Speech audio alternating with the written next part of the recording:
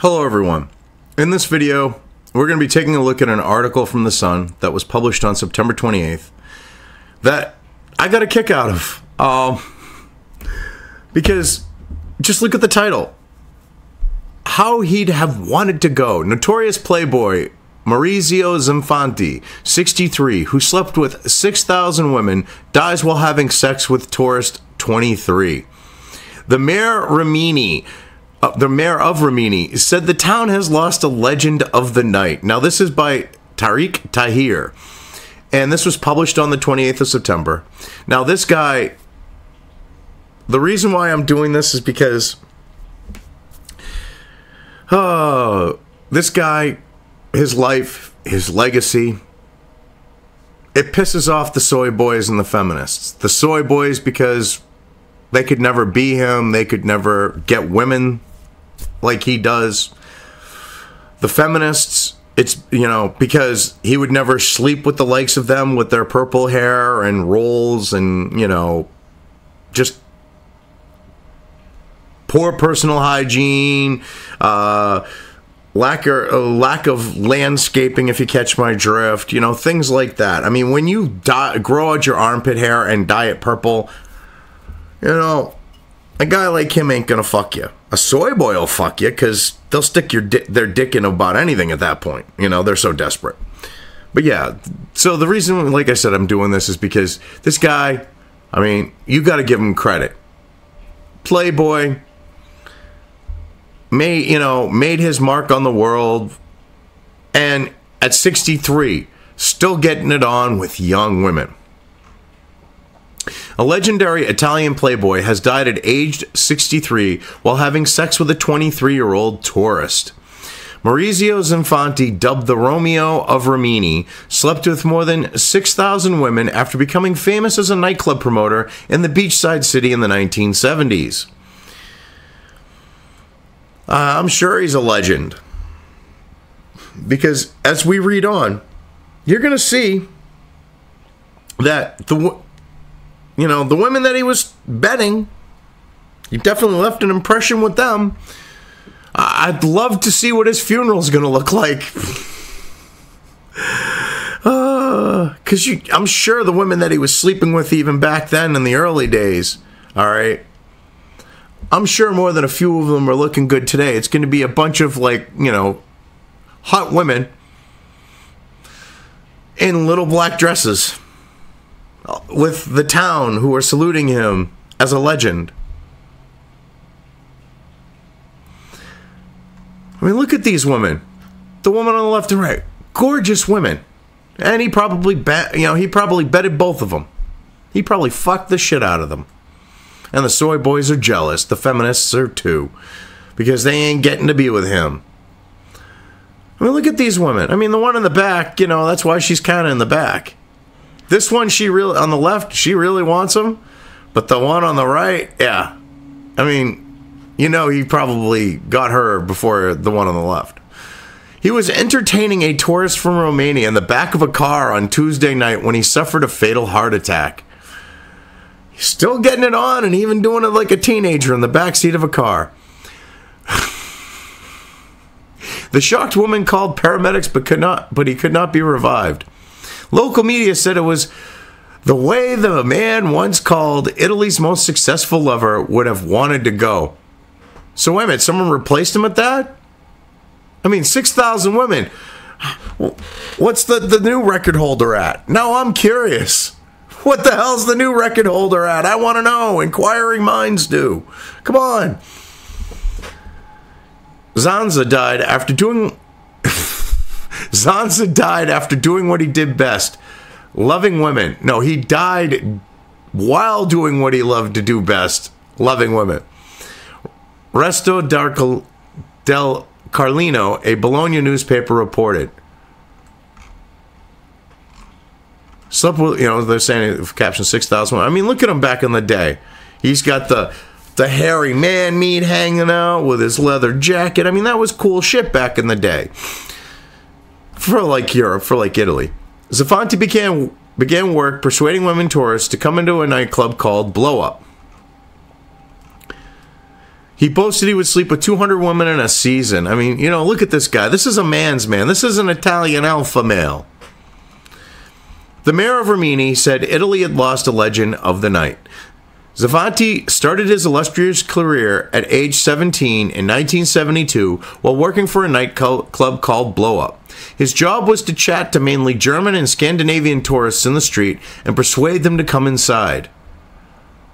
Oh, Scandinavian, hot blonde women. Oh, he was having fun. With olive skin, long flowing locks, and a hairy chest, he had little difficulty. Ah, look at, I mean, this, several years back, I mean, just from the styles. Look at these women.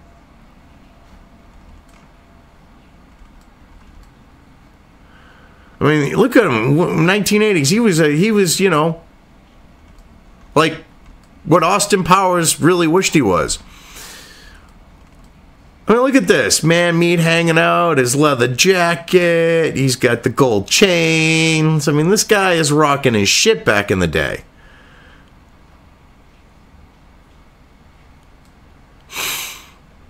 And he took his loving outside Italy, too, as you're going to see here in a second. He boasted that in a successful summer in his prime, he could sleep with around 200 women. That's a lot of fucking women. In the summer? Some of the point, I mean, what are we talking here? Are we talking like June to September? Mid-June to mid-September? 3 months, 90 days? You're fucking like 2 or 3 women a day at that time, at that point. Oh, the feminists, the feminists, I'm sure, are going to be squatting on his grave, and some of them pulling out their she-dicks to pee on it. Zanfanti spent his winters in Scandinavia working for tourist agencies. Oh, well, once you get a taste of the Scandinavian broads, those, you know, tall, leggy blondes, I mean, well, somewhat. I mean, tall is relative, but you know what I mean. But when you get hot, leggy blondes, yeah, I could see where he'd want to work his winters there. He got a taste. His exploits became so famous that some of his lovers erected a wax statue of him in a Swedish town. Definitely satisfies them.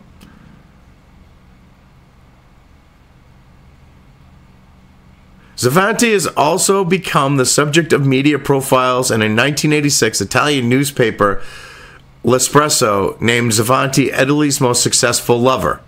Yeah, I mean, this guy, I mean, I wonder,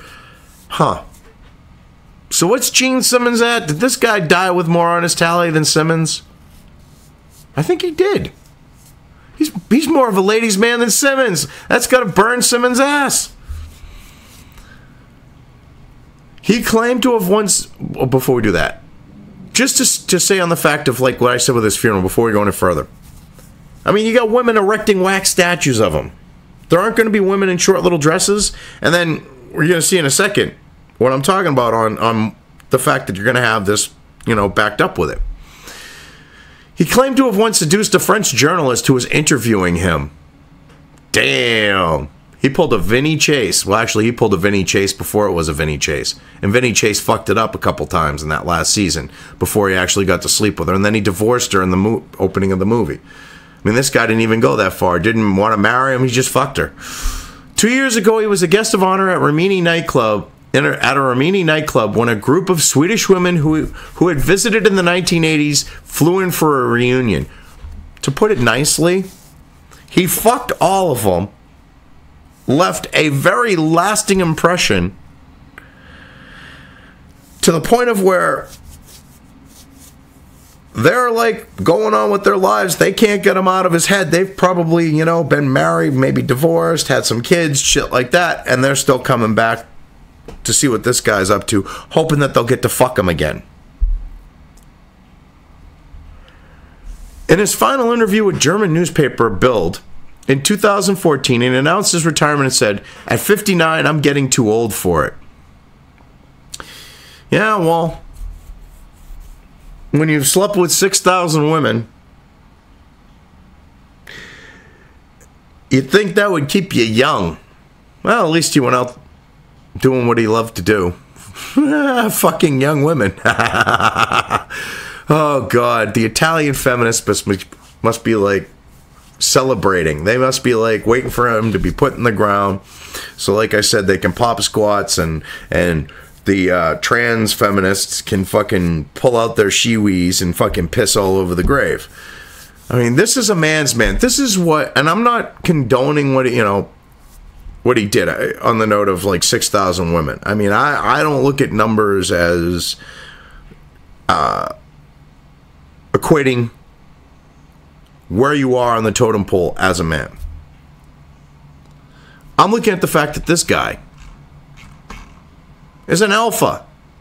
Just look at him. That's an alpha. Okay?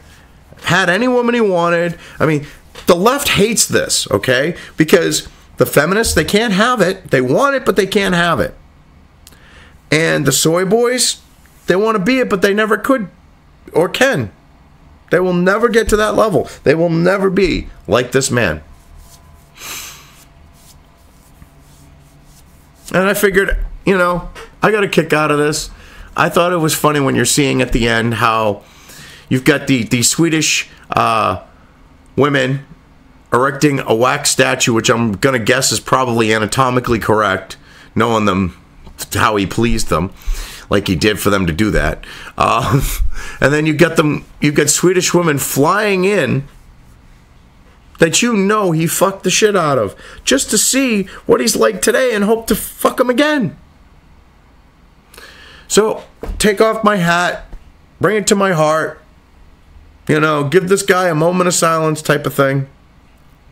I thought some of you might get a kick out of this because of how I said, this is a guy that would piss off the left, definitely. And yeah, they're probably waiting for him to be in the ground. Anyways, I've covered this well enough. I mean, this was more of my lighter side stuff. But yeah, I'm just going to leave things here. If you liked this video, depending on where you are watching it, please give it an upvote or thumbs up. If you want to know when new content of mine hits the internet, don't forget to subscribe to one or more of my social media or video accounts listed here. Also, with YouTube, don't forget to ring that bell. You can find all of my video content on both BitChute and YouTube. This may not be the case with other places I upload to, but I will try to minimize this happening. You are always welcome to interact with me at any of these sites on the list, so feel free to do so. If you have anything you want me to cover in a video, when it comes to news or current events, send it right along to me. I will try to do my best to cover it. As always, thank you for watching.